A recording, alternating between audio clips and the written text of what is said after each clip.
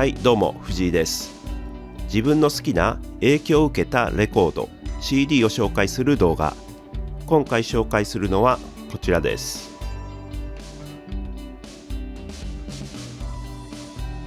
ザ・ストゥージーズのファーストザ・ストゥージーズです。ザ・ストゥージーズは1967年アメリカはデトロイトで結成されたロックバンドです。メンバーはボーカルイギー・ポップ、ギターロン・アシュトン、ドラムススコット・アシュトン、この2人は兄弟ですね。そしてベースデイブ・アレクサンダーの4人。もともとはサイケデリック・ストゥージーズというバンド名でしたが、後にザ・ストゥージーズに変えています。時代的にも元々のバンド名からもサイケデリックムーブメントの中から出てきたバンドだと言えますが、他のよくあるサイケバンドとは一線を画していて、ソリッドでノイジー、暴力的なサウンドが特徴でした。そしてこの時代デトロイトで少し前から活動していた MC5 とともに過激なライブを行うバンドとして認知されていきます。 MC5 の方は政治的思想的に過激なバンドとして一目置かれていたようですが、当時のイギーポップの過激なパフォーマンスとして有名なのはステージからのダイブ、局部の露出、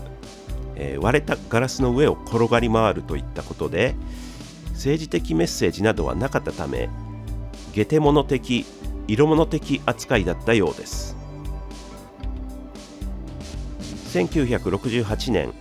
MC5 からの紹介で、イギー・ポップがアイドル的に崇めていたドアーズと同じエレクトラレコードと契約し、ベルベット・アンダーグラウンドのジョン・ケイルのプロデュースで制作され、1969年に発表されたのがこのファーストアルバムになります。ちなみに2017年にギミー・デンジャーというストゥージーズのドキュメンタリー映画が公開されまして、その内容を思い出しながら喋っている部分が多々あります。記憶違いの部分がありましたら、ごめんなさいです。で、このファーストのレコーディングに入る前のストゥージーズはかなり実験的な音楽性で、現代音楽やフリージャズなどに影響を受け、長尺のドローンミュージックや音響実験のようなことをやっていたようです。なのでレコーディング前にロックのフォーマットに収まるような曲は3曲ほどしかなかったそうです。確か、1969 I Wanna Be Your Dog No Fun がもともとあった曲だったかな。そのどれもが後のパンクや、オルタナティブロックに影響を与えた、ガレージロッククラシックといえるような曲たちですね。一方でアルバムの中で異彩を放っているのが We Will Fall という10分にも及ぶ長尺の曲。非常にスローでビオラと、読経のような声が永遠と繰り返されるドローンミュージックになっています。この曲は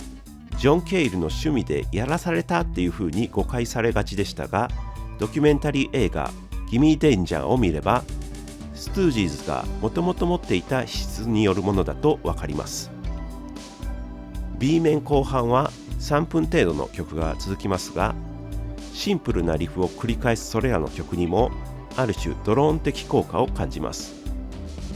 このあたりはアルバムに収めるために短めでフェードアウトしているので、本来の魅力が伝わりづらいのかなとは思います。こうして、発売されたこのアルバムは当時あまり売れず、ライブパフォーマンスでの過激さから極物バンドという目で見られ続けました。翌年1970年に発表されたセカンドアルバムファンハウスはさらにソリッドで、暴力性を感じさせるアルバムになりましたが、商業的にはファーストよりも、さらに売れなかったようです。それに加えてメンバーのドラッグ問題もあり、エレクトラレコードを解雇されてしまいます。そしてセカンドアルバム発表から1年後に The Stooges は一旦解散ということになりました。さて、自分が最初にザ・ストゥージーズを知るきっかけになったのは、ちょっと前に動画にしたロックコレクションニューウェーブ台頭という番組でイギーポップの映像を見たこと、それが最初になります。その時は、77年頃のライブで曲も渋めのザ・パッセンジャーだったので強いインパクトっていうのはなかったのですが、その歌声とライブパフォーマンスは印象的で、気になる存在になりました。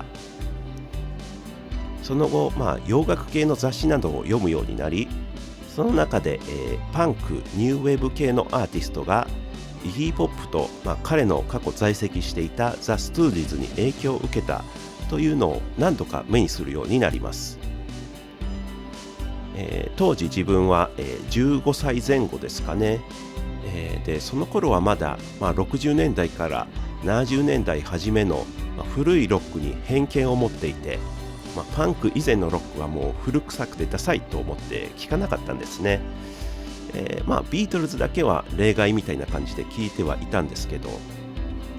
だけど、自分の好きなパンクニューウェーブ系のアーティストの言うことには、ザ・ストゥージーズとザ・ベルベット・アンダーグラウンドは例外で、それは聞いた方がいいと。でもなかなか聞ける機会がなかったんですけど、それがある時、当時新聞にこの FM ラジオの番組表が、載っていて、そこにかかる曲目が、全部ではないんですけど載っていたんですね。でそれで、アンダーグラウンドロック特集みたいな番組があって、その中でザ・ストゥージーズとベルベット・アンダーグラウンドの名前がその中にあったんですね。それでこれよっしゃーっていう感じでエアチェックして聞きました。でその番組でかかったのが、ザ・ストゥージーズとザ・ベルベット・アンダーグラウンドの他にフランク・ザッパのマザーズ・オブ・インベーションやキャプテン・ビーフ・ハートなんかもかかったと記憶しています。そのあたり自分の思っていた60年代のロックとは違っていて、もうぶっ飛んだものばかりでとても驚きました。しかしその中でも特にこのザ・ストゥージーズの I Wanna Be Your Dog は本当に鳥肌が立つようなかっこよさで大好きになりました。ベルベッツや、フランク・ザッパを差し置いてこの曲に一番反応したっていうのは、当時好きだったバウハウスなどが影響を受けたであろうダークさと、それらよりもさらに生々しい暴力性を感じたところ、全く古い音楽だとは思えなかったんですね。でその番組で、ザ・ストゥージーズは I Wanna Be Your Dog と No Fun がかかって、それを録音したカセットをしばらく愛聴していました。実際にアルバムで聴くのはその数年後ですね。それは1988年か89年だったと思うのですが、輸入版を扱うレコード屋に行くようになって、このアルバムのアナログ版を見つけて買いました。当時の岡山のレコード屋でストゥージーズのアルバムを見ることはなかなかなかったので、見つけた時は結構興奮して買ったのを覚えています。ちなみにそのアナログ版は、ある時売ってしまっていて、でそれを買ってくれたのが、今でも付き合いのある、バンド仲間のゆうくんっていう人で、でちょっと前にゆうくんの家に行った時にこのレコードがまだ持っていてくれて、久々に対面しましたね。で、今はこの CD で聴いています。でも今は、サブスクでリマスター版なんかも聴けるので、そちらもおすすめですね。古いもののこのリマスターって音圧をマシマシにしていて、当時の雰囲気が損なわれていたり、いまいちなものもあったりしますけど、このザ・ストゥージーズに限って言えば、もう圧迫感のあるもうやかましいリマスターが合っていると感じます。で1971年に解散したザ・ストゥージーズですが、以前から彼らに注目していたというデビッド・ボーイの助けもあり、1972年にはイギー&ザ・ストゥージーズとして再結成されます。1973年にはアルバムローパワーを発表しますが、こちらも商業的には失敗。相変わらず過激なステージングからのトラブルや薬物依存の問題も続いていて、1974年にはまたもレコード会社を解雇され解散してしまいます。その後イギー・ポップはまたもデビッド・ボーイの支援を受け、ソロアーティストとしての活動を、開始します。その時期、いわゆるパンクムーブメントの時期と重なり、イギー・ポップとストゥージーズはパンクに大きな影響を与えたと評価され、パンクのゴッドファーザーとも呼ばれるようになります。そこからも浮き沈みはありますが、いまだに現役のロックアーティストとして活動しています。1947年生まれで、74歳、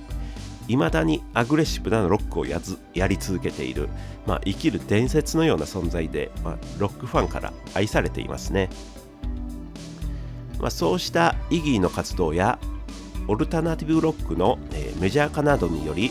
ザ・ストゥーディーズの評価は年々上がっていき、2003年には再結成に至ります。それから断続的に活動をしていましたが、その間に、当時のメンバーの、ほとんどが亡くなってしまい、2016年には事実上活動停止ということになりました。はい、YMO とかニューウェーブから音楽好きになった自分は、それまで、長髪の汗臭いロックを毛嫌いしていたのですが、ザ・ストゥージーズを聴くことで、そこが崩れていったと。ストゥージーズで初めて、ロックらしいロックにはまったのだと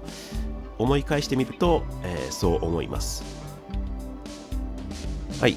というわけで今回はザ・ストゥージーズを紹介しました。最後までご視聴ありがとうございました。